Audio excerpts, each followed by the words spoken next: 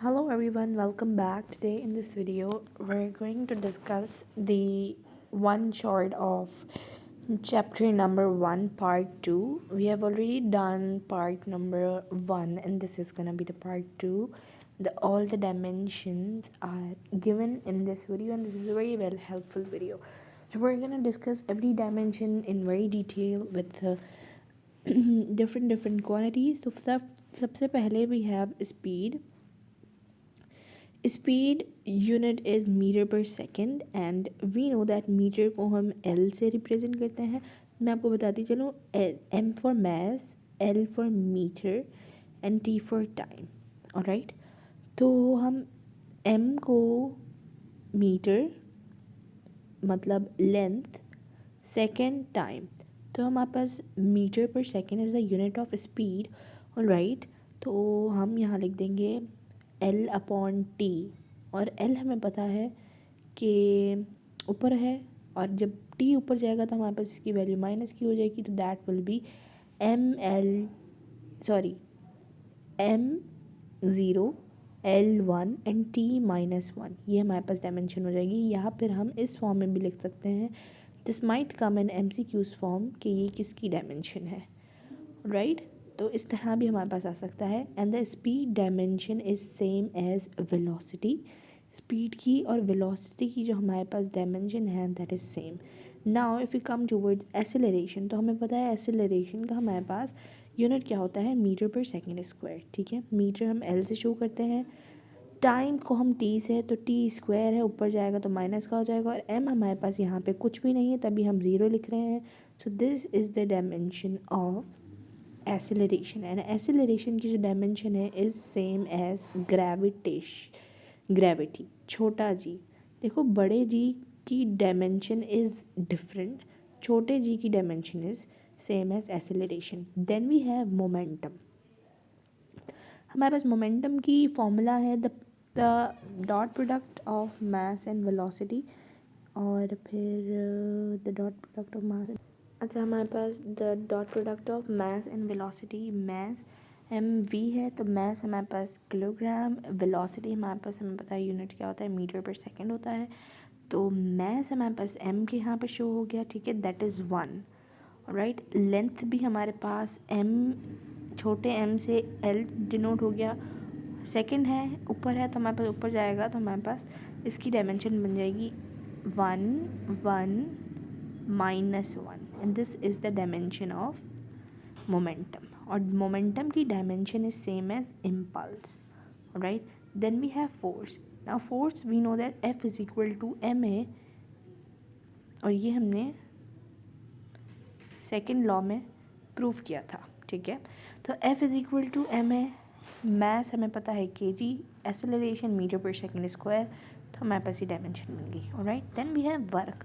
The dot product of force and displacement is work. Force की जगह पे हमने न्यूटन लगा दिया, डिस्टेंस की जगह पे हमने मीटर लगा दिया, तो ऐसा unit of force is newton meter. ठीक है, उसके बाद मीटर की जगह पे हमने यहाँ पे किलोग्राम मीटर पर सेकेंड स्क्वायर कर दिया. ठीक है, और हमें पता है न्यूटन किसके इक्वल होता है, किलोग्राम मीटर पर सेकेंड स्क्वायर के इक्वल होता है. तो हमने ये हमारे पास डायमेंशन बन गई. एंड वर्क की dimension is same as torque and any form of energy. It can be kinetic energy, it can be potential energy और एनर्जी. इन तीनों से वर्क की जो डायमेंशन है सेम. ठीक है, तब हमारे पास आता है power. Power is work upon time. तो वर्क हमें पता है न्यूटन मीटर, टाइम हमारे पास है सेकेंड इसका यूनिट. तो हमने न्यूटन मीटर जो कि हमने अभी ऊपर देखी थी वर्क की डायमेंशन वो लिखी और टाइम लिखा. टाइम ऊपर जाएगा तो हमारे पास -3 हो जाएगा. Alright, then we have power की dimension is same as radian flux. Alright, power की dimension is same as radian flux. Then we have pressure. Pressure की अगर हम बात करें तो हमारे पास फोर्स पर एरिया जो होता है, तो न्यूटन मीटर हमारे पास होता है एरिया. ठीक है, जब हमने इसका पूरी एनालिसिस की तो हमारे पास ये डायमेंशन आई. और प्रेशर की dimension is same as stress. Density है मीटर मास अपॉन वॉल्यूम. तो मास हमें पता है kg, वॉल्यूम हमें पता है मीटर क्यूब होता है, राइट। और हमने जब एनालिसिस की तो हमारे पास डायमेंशन आ गई। यहाँ पे हम ये भी लिख सकते हैं 1 0 -3 is the dimension of what, तो this is dimension of density. फिर हमारे पास आ जाता है फ्रीक्वेंसी। अब फ्रीक्वेंसी क्या होता है, साइकिल पर second. Cycle has no dimension. देखो हमारे पास क्वांटिटीज़ हैं एसआई सप्लीमेंट्री क्वांटिटीज़ हमारे पास दो होती हैं, जो कि एक हमारे पास होती है रेडियन होता है, ठीक है, रेडियन, और हमारे पास होता है स्टेरेडियन, ठीक है। ये जो दो क्वांटिटीज़ हैं सप्लीमेंट्री, इनके पास डायमेंशन नहीं होती है। This radian is the unit, ये हम पढ़ेंगे अभी। अगला हमारा chapter number 4 is going to start, we gonna study that as well. तो हमारे पास प्रेशर जो है हमने डिस्कस कर लिया। फ्रीक्वेंसी साइकिल का भी कोई नहीं होता हमारे पास, तो 1/T लिख देंगे, और टी जब ऊपर जाएगा तो इनवर्स का हो जाएगा, alright.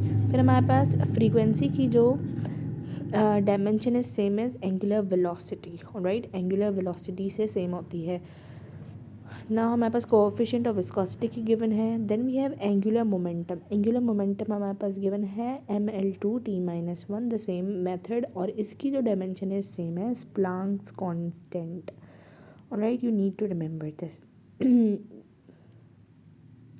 Then we have area. अब एरिया की जो है हमारे पास मीटर स्क्वायर होता है, तो हमारे पास हमें पता है L2 हो जाएगा, M0 L2T0, 0 2 0 is the dimension of area, ठीक है। इसी तरह हमारे पास वॉल्यूम की आ जाती है, तो 0 3 0 is dimension of volume. Then we have angular acceleration.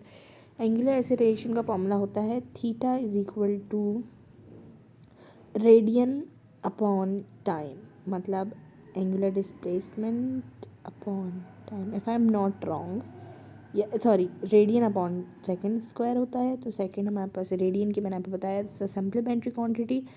SI supplementary quantity दो होती हैं, रेडियन और स्टेरेडियन होती है। रेडियन जो होता है वो जब हमारे पास एक सर्कल है जिसका रेडियस है और ये इसकी आर्क लेंथ है, जब आर्क लेंथ, मतलब आर्क लेंथ को हम एल से शो करते हैं और रेडियस को हम आर से, तो जब ये दोनों इक्वल हो जाएंगे, मतलब अगर ये आर्क लेंथ 1 और रेडियस हमारे पास 1 है, तो हमारे पास ये एक रेडियन कहलाएगा, क्योंकि 1/1 तो हमारे पास 1 ही आंसर आता है, alright. So the angle subtended by the radius,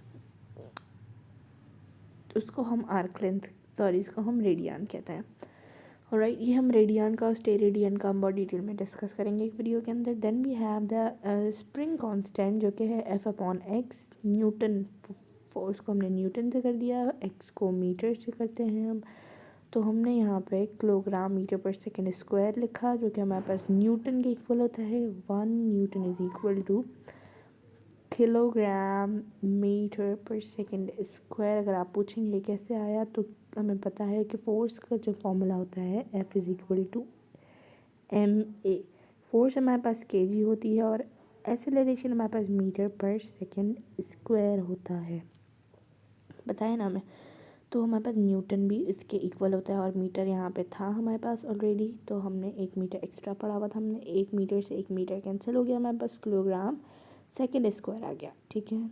तो हमने मीटर, किलोग्राम को मीटर से करते हैं, और टाइम हमारे पास टी स्क्वायर, जब वो ऊपर जाएगा तो हमारे पास टी इनवर्स का हो जाएगा। एम तो 1 है, तो इसकी डायमेंशन हमारे पास हो गई M1 L0 और T-2, ये किसकी डायमेंशन हो गई, स्प्रिंग कांस्टेंट। स्प्रिंग कांस्टेंट की dimension is same as surface tension, याद रखिएगा। These are the important dimension that we have discussed in today's video. Don't forget to like, share and subscribe. Thank you so much for watching my video.